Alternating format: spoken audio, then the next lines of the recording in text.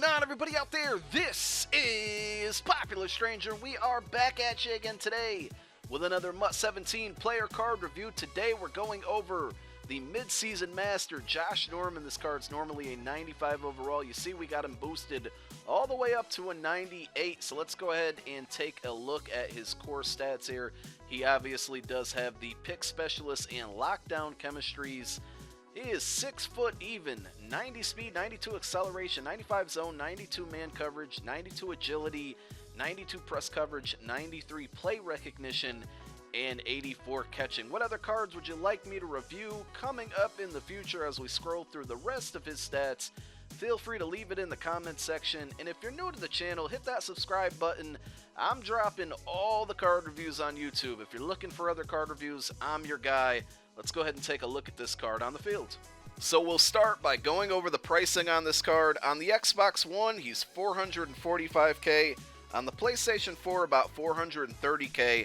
On MUThead.com, they rate him as a 97 overall man coverage corner, a 99 overall zone coverage corner, 93 range, 97 run support, and 92 physical.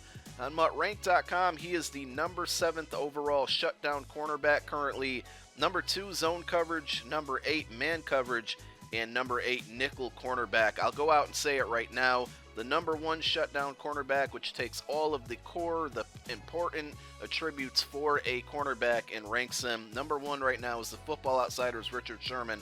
I am working on a card review, but that card's about $200K cheaper than this one, and I can already say under a week of using it, it's a lot better than this Josh Norman.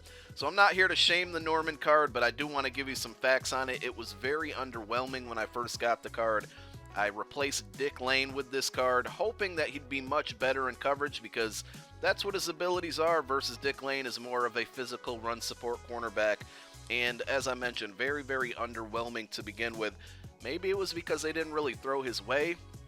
I noticed when I first got this card, that was the case. He didn't make many plays for me. But when they did throw it his way, he usually would swat the ball, just not big interceptions.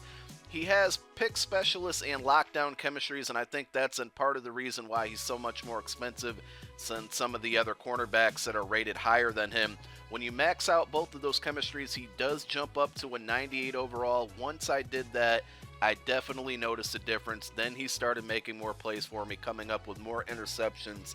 So that's something, if you're running those two chemistries as part of your defensive scheme, then that's what I would suggest. If you need a pick specialist and lockdown corner, he'll probably be better for you. Before I sold him, before I got rid of him, we did move him over to the nickel, and he played a lot better. He was very, very good in run support. I didn't notice that at CB number 1, but in the nickel, he'd come up and play the run. I also like to send him on a lot of blitzes. He has decent speed, but sending him on blitzes, he was able to get to the cornerback for me and occasionally force some sack fumbles, so that was really good. Didn't really notice many interceptions in the nickel slot, but the run support and getting to the quarterback were, the best things that I noticed him doing. All in all, I would say it's a good card. It's a bit expensive in my opinion right now, but maybe if the price drops to around like $350K, he's worth it. And again, it depends on the chemistries and the scheme that you run if you're going to pick him up. Thanks for watching, guys. Peace.